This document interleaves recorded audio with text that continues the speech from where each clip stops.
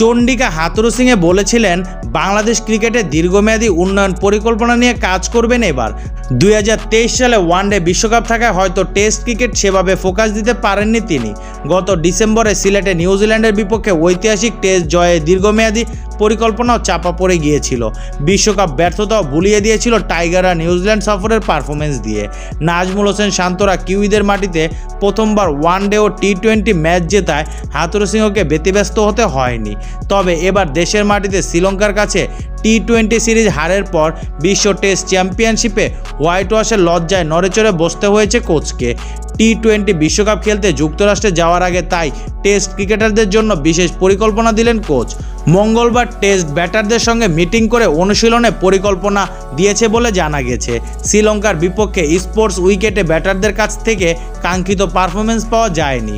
মমিনুল হক, জাকির হাসান, মেহেদী হাসান, মিরাজ, লিটন কুমার দাসরা কিছুটা রান পেলেও বড় ইনিংস খেলতে পারেননি।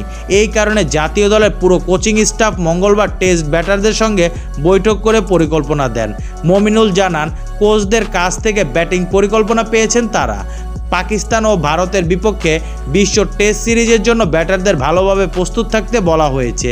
বাঁহাতি এই ব্যাটার বলেন, খেলা না থাকলে খেলোয়াড়দের সঙ্গে মিটিং করে কিছু নির্দেশনা দেন কোচ।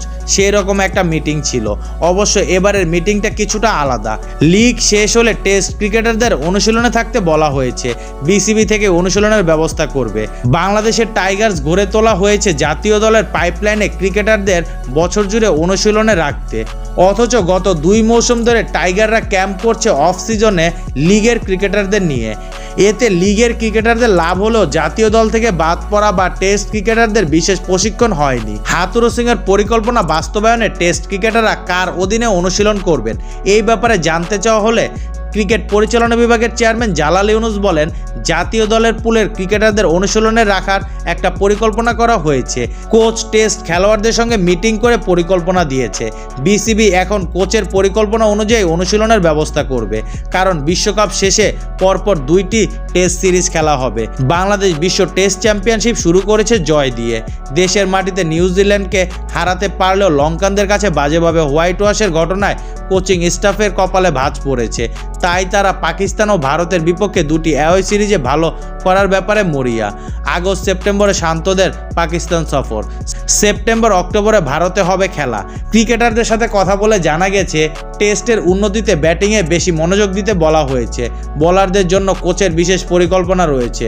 সময় সুযোগ মতো বোলিং বিভাগের সঙ্গেও কথা বলবেন কোচ। জালাল ইউনুস জানান, এই পরিকল্পনা দীর্ঘমেয়াদে কার্যকর করা হবে। তিনি বলেন, এখন থেকে যে পরিকল্পনা করা হবে সেটা দীর্ঘমেয়াদের জন্য।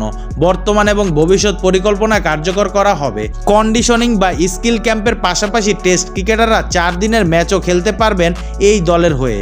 জুলাই ও আগস্টে এই দলের পাকিস্তানের সফরে থাকতে পারেন মমিনুল হকরাও।